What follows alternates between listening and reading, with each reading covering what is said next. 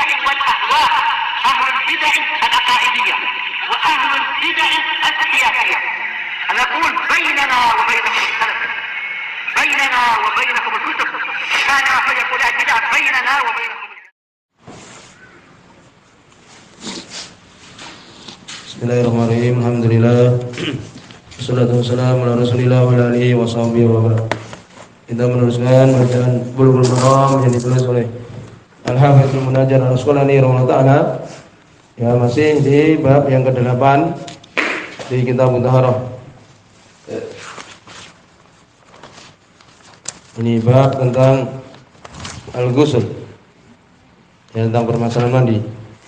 Wa hukmul junub, dan hukum orang yang junub. Disebutkan pada pertemuan lewat tentang tata cara mandi, ya, panjang lebar sudah disebutkan dari hadis yang dibawakan oleh Imam Nawawi rahimahullah ta'ala, yang dibawakan oleh Imam Al-Hafidz Al-Munajjar Al-Asqalani rahimahullah ta'ala.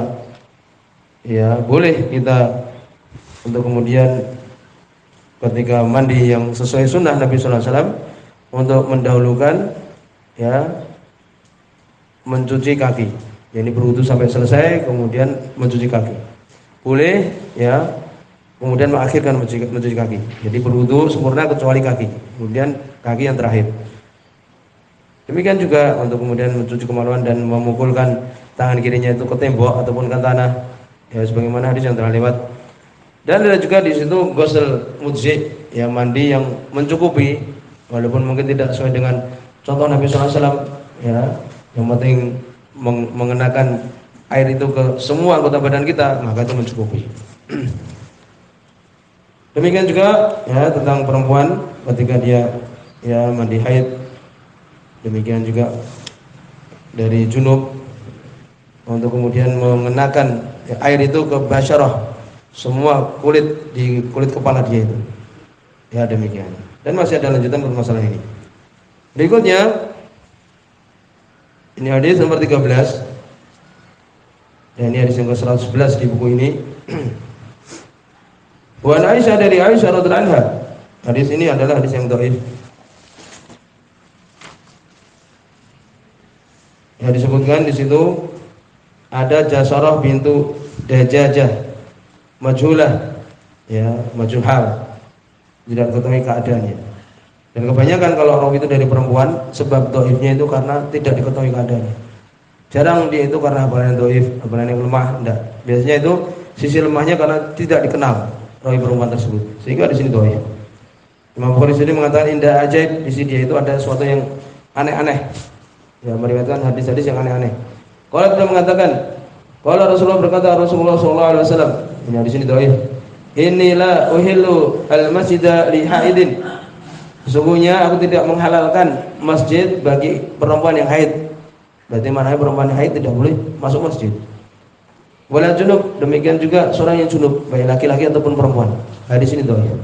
Rawahu Abu Dawud, meriwayatkan Imam Abu Dawud wa sahahu Ibnu Huzaimah, maksudnya Ibnu Huzaimah. Ya, sehingga dibahas di sini tentang perempuan haid duduk di masjid tinggal. Demikian juga orang-orang yang junub, laki ataupun perempuan di masjid ataupun lewat saja umpamanya, bagaimana? Ya, di situ ada juga ayat di dalam Al-Qur'an surat An-Nisa 43, ya. Wala junuban illa abiri sabil. Ya, tidak juga orang junub kecuali dia lewat saja. Jadi perselisihan tentang permasalahan ini, ya. Sebagai berpendapat yahrum, yakni haram duduk, demikian juga tinggal atau berbolak-balik di masjid dari orang-orang ini tadi. Saya mengatakan adalah boleh. Walau alam, ya, di sini tadi dhaif. Kesimpulan adalah boleh. Apa dalil paling kuat?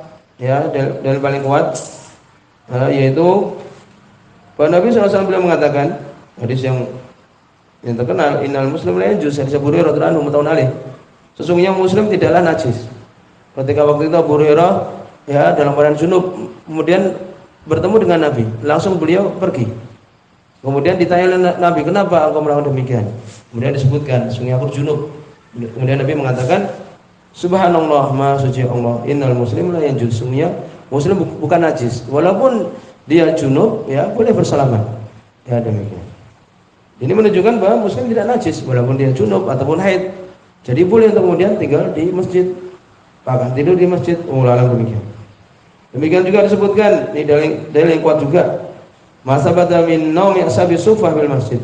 Telah tetap bahwa ashabus sufah, sahabat-sahabat yang tidak punya rumah, yang hijrah ke Madinah dari Mekah, mereka tinggal di masjid. Ya ini kalau sekarang halaman masjidnya itu masuk masjid masih. Ya mereka tinggal di situ, tidur di situ. Namanya orang yang normal ya dalam keadaan junub, mereka tetap di masjid. Demikian juga perempuan hitam yang tinggal di masjid kemudian meninggal, Nabi tidak tahu, ya dikuburkan di malam hari. Ya namanya seorang yang normal ya, dia haid, junub dan sebagainya. Ini dalil yang sangat kuat sekali. Kesimpulannya ya untuk kemudian boleh orang yang haid ataupun junub untuk di masjid, walaupun tentu saja menjaga adab dan sebagainya. Ya demikian mulai anak. Demikian juga telah lewat juga permasalahan baca Al-Quran. Ya boleh untuk membaca Al-Quran orang-orang yang demikian tadi keadaannya. Berikutnya hadis nomor 117. Ya suka di sini. Ya hadis yang ke-14 di bab ini. Dan dia itu adalah hadis yang ke-112. Wa masih dari Aisyah radhiyallahu anha. Hadis muttafaqun alaih, hadis Bukhari Muslim. Hadis nomor 112.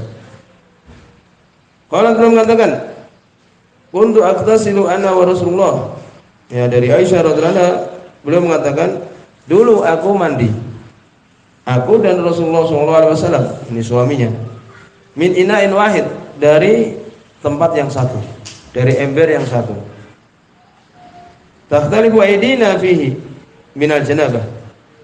Ya, saling berselisih tangan-tangan kami. Ini saling bertemu. Ini namanya mandi di satu tempat yang ya di satu tempat. Berselisih tangan-tangan kami di dalamnya. Di dalam ember tersebut minal janabah, karena mandi junub. Ya demikian. Disebutkan oleh Imam Sunani sini ya, min ina'in wahid takhtalifu aydina fihi, yakni fil ikhtiraf fihi minhu, untuk mengambil air itu sama-sama ya, sehingga bersentuhan tangan satu dengan yang lain. Minal janabah ini bayan sebagai penjelasan ya demikian. Hadis muttafaqun alaih. Kemudian disebutkan ya, wazada Ibnu Hibban radhiyallahu beliau menyebutkan, menambahkan wa taltaqi aidina, dan bertemu tangan-tangan kami. Ini juga sanad sahih, tapi sebagian menyebutkan ya bahwa itu isyarat bahwa kalimat taltaqi ini sebagai apa? Sebagai mudraj, untuk menjelaskan saja. Jadi Aisyah ingin ya, jadi sebagai rawi untuk menjelaskan bahwa saling berselisih tangan-tangan kami, yakni bertemu tangan-tangan kami, karena sama-sama mandi di ember yang satu. Sehingga kalimat tambahan dari Imam Ibnu Hibban ini, wa taltaqi aidina, itu adalah penjelasan saja. Ya, bukan ucapan dari Aisyah radhiyallahu anha. Namanya mudraj, ya, dimasukkan ya lafaz dari rawi ke dalam bunyi hadis tersebut. Maka di sini jelas diambil pelajaran, yakni tatahur rajul ma imraatihi min ina'in wahid, bersucinya atau mandinya seorang laki-laki dengan istrinya di satu ember itu adalah boleh. Sebagaimana Imam Nawawi rahimahullah taala, ijma' muslimin, ijma'nya kaum muslimin, boleh. Ya demikian. Kemudian berikutnya hadis yang ke-15. Hadis yang terakhir di bab ini, dan sudah kita rinci tentang apa-apa yang itu wajib dari mandi-mandi, demikian juga yang itu sunnah. Dan ini hadis yang ke-113. Wa an Abi Hurairah, dari sahabat Abu Hurairah radhiyallahu anhu. Hadis ini dhaif. Ya. Di situ ada rawi namanya Al Harits bin Wajih, dhaifun, lemah. Ya demikian. Qala beliau mengatakan dari Abu Hurairah radhiyallahu anhu, qala beliau mengatakan, qala Rasulullah, berkata Rasulullah sallallahu alaihi wasallam, inna tahta kulli sya'ratin janabah, sesungguhnya di bawah setiap rambut itu ada junubnya, ada janabahnya. Ya, walaupun di sini tadi disebutkan adalah dhaif. Faksilu sya'ra, maka cucilah rambut. Wa anqul basyarah, dan bersihkanlah kulit. Yang disebutkan ini nadhafu, yakni bersihkanlah, tanzif. Cucilah rambut dan bersihkanlah kulit. Rawahu Abu Dawud, meriwayatkan Imam Abu Dawud rahimahullah. Wa Tirmidzi, dan Imam Tirmidzi, wa Da'afahu, dan Imam Tirmidzi sendiri mendhaifkan. Kemudian ada tambahan di sini wali Ahmad an Aisyah. Imam Ahmad ya beliau menyebutkan dari hadis Aisyah radhiyallahu anha nahwahu, yakni semisalnya. Sebutkan ini juga dhaif hadisnya. Di situ ada Syarik bin Abi Namir Al-Qadhi, adalah dhaif dia. Suhifid, yakni hafalannya adalah lemah. Ya, demikian juga meriwayatkan dari Husayb bin Abdurrahman, dia lemah juga. Ya, cukup di sini dhaif. Tidak bisa menguatkan yang tadi. Wa fihi rawin majhul, dan di dalamnya ada rawi yang majhul, tidak diketahui. Ya, disebutkan Ibnu Hajar demikian, di situ dia mengatakan di situ ada rawi yang majhul. Yang disebutkan bahwa Husayb bin Abdurrahman ini meriwayatkan dari rajulin mubham, seorang yang tidak diketahui. Sehingga di sini adalah hadis yang dhaif.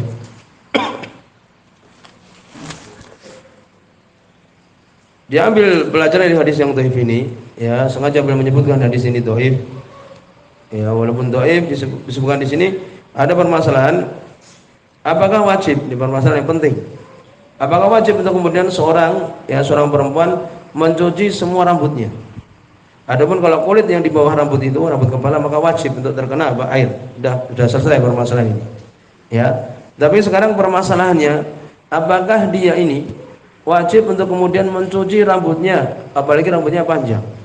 Terjadi perselisihan yang kuat di antara para ulama. Imam Syafi'i wajib mencuci semua rambutnya itu. Mastar salamin, ya demikian. Tapi ulama ya tidak wajib, ada wujub, tidak wajib. Walaupun kalau ingin berhati-hati mencuci semuanya. Dalilnya apa? Adapun yang mengatakan itu wajib, hadis yang disebutkan ini, walaupun dia dhaif, mereka mengambil dalil padanya. Yang mengatakan itu tidak wajib, ya, yaitu hadis yang telah lewat, hadis Ummu Salamah radhiyallahu anha, sungguh Imam Muslim. Ya, Nabi mengatakan yakfiki antahsi ala ra'siki salas hasayat, cukup bagi engkau untuk menuangkan atas kepalamu 3 kali tuangan.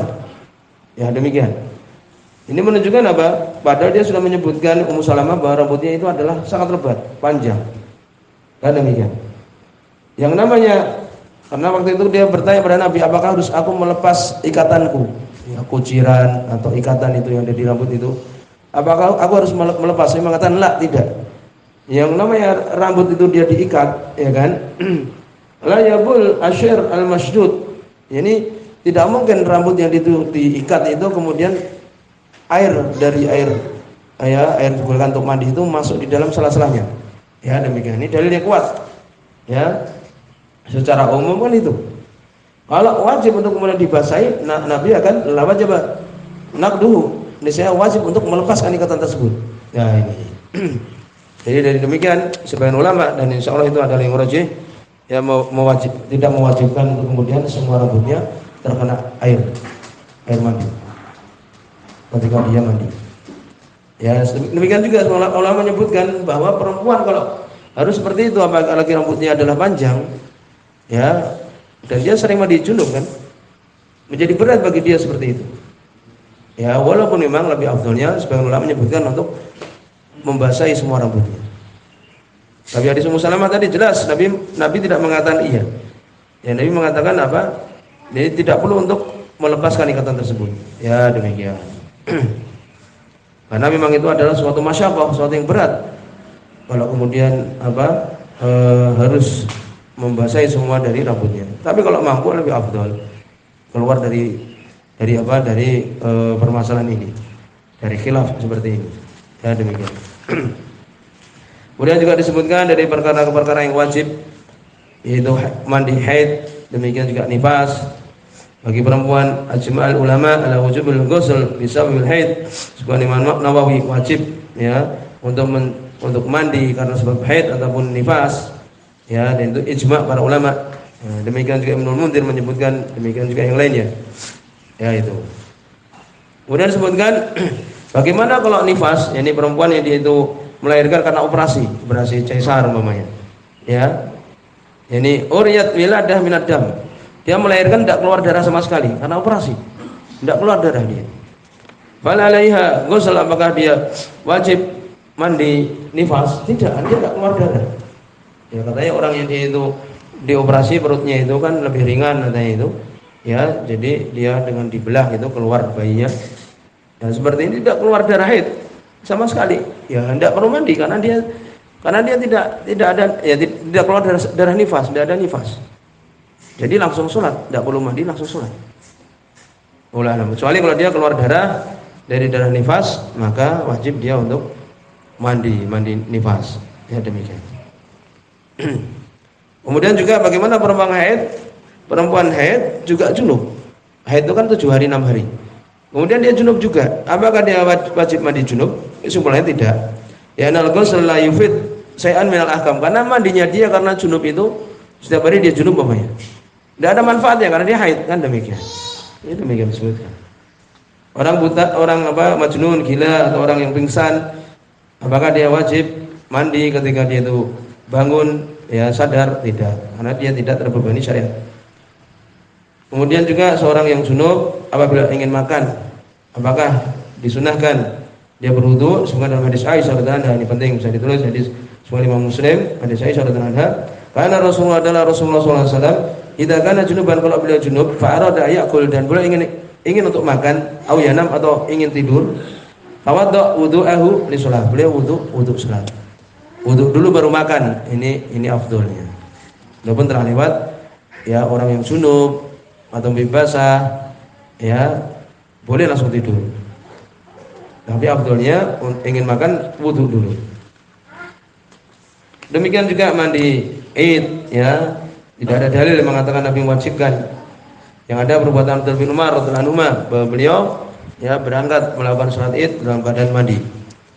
Dan itu sunnah karena bertemu dengan orang banyak, lebih bagus dalam keadaan yang bagus, dan demikian.